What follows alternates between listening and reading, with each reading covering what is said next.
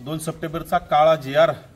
काढल्याच्या नंतर ओबीसींचं राजकीय आणि शैक्षणिक असेल नोकरीतलं असेल अस्तित्व संपत आहे ही अशा भावनेतून जे गेल्या अनेक वर्षापासून ह्या अकोला जिल्ह्यामध्ये ओबीसी चळवळीत काम करणारे आमचे मित्र आमचे सहकारी विजयजी बोचरे यांनी त्यांच्या मनाला अतिशय वेदना झाल्या आणि त्यांनी स्वतःचं जीवन स्वतःच्या मोबाईलमध्ये अक्षरशः स्टेटस ठेवून की 2 सप्टेंबरचा काळा JR काढल्यामुळे आमचं आरक्षण जातंय आमचं ओबीसीचं अस्तित्व संपतंय आणि हे मला आता जगण्यात काही अर्थ नाही असं स्टेटस ठेवून त्यांनी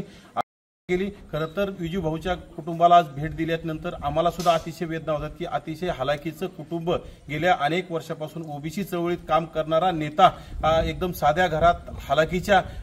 याच्यामध्ये राहत असताना आणि त्यांनी पूर्ण जीवन आपलं ओबीसी समाजासाठी आजपर्यंत अर्पण केलेलं होतं। अशा समाजसेवकाला खरं तर या राज्य सरकारनं राज्य सरकार कुठेतरी झुंडशाहीला दबावाला बळी पडणारं राज्य सरकार कुठेही संविधानाला न मानणारं राज्य सरकार जर कुठेतरी ओबीसी मध्ये घुसखोरी कोणी दबाव टाकत असेल आणि ओबीसीचं अस्तित्व संपवत असेल तर हे अतिशय चुकीचे। विजय भाऊ बोचरेंच्या नंतर अनेक या राज्यामध्ये 14-15 माझ्या मते 16 का 17 लोकांनी स्वतःचं जीवन संपवलेलं आहे आणि त्यांना न्याय मिळाला पाहिजे। ज्याप्रमाणे मराठा समाज बांधवांनी कुठेतरी आरक्षणासाठी केल्याच्या नंतर त्यांच्या कुटुंबियांना जी भरघोस शासनाकडून जी मदत होती त्यांच्या कुटुंबातील एखाद्या व्यक्तीला प्रत्येकाच्या एक व्यक्तीला कुठेतरी नोकरीवर घेण्याचं राज्य सरकार नोकरी देतंय आश्वासन देतंय आणि आता नुकतंच मराठा समाजाच्या आत्महत्याग्रस्तांना त्यांच्या कुटुंबियांना सर्व ठिकाणी 10-10 लाख रुपये या राज्य सरकारने दिले। त्याचप्रमाणे विजूभाऊ बोचरे असतील आणि आमचे राज्यातील सर्वच ओबीसी ज्या लोकांनी ओबीसींचं आरक्षणासाठी शहीद झालेत त्या सर्व लोकांना न्याय देण्याचं राज्य सरकारने काम करावं। 10 लाख खूप तुटपुंजी मदत आहे। आम्ही म्हणतो मराठा समाजाच्या लोकांना सुद्धा आणखी वाढून द्या काही प्रॉब्लेम नाही, परंतु ओबीसींसाठी जे आता लढा देणारे आणि त्यासाठी ओबीसींचं अस्तित्व संपलं म्हणून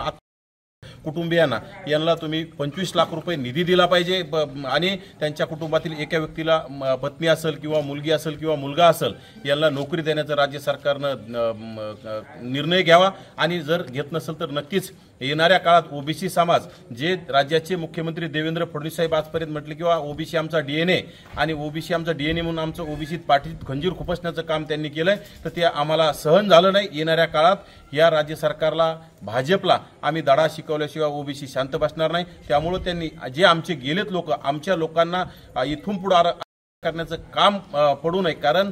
जर तुम्ही आणखी सुद्धा 2 सप्टेंबरचा काळा JR रद्द केला तर इथून पुढे विजूभाऊ बोचरे सारखे काही म्हणजे विचार करून आत्महत्या करणारे लोक तयार होणार नाहीत, आत्महत्या होणार नाहीत आणि त्यासाठी हा 2 सप्टेंबरचा काळा JR राज्य सरकारने तात्काळ रद्द करावा आणि विजूभाऊ बोचरे यांच्या कुटुंबियाला न्याय देण्याचं आणि विजूभाऊ बोचरेसह राज्यातील जे 16-17 जण आहेत ह्या सर्वांना न्याय देण्याचं काम करावं, त्यांना मदत करण्याचं काम करावं आणि त्यांच्या कुटुंबियांना नोकरी देण्याचं काम करावं। ही आज राज्य सरकारला राज्याचे मुख्यमंत्री आणि दोन्ही उपमुख्यमंत्री यांना मी कळकळीची विनंती करतो, अन्यथा येणाऱ्या काळात आम्ही रस्त्यावर उतरून याचा जाब विचारल्याशिवाय स्वस्थ बसणार नाहीत।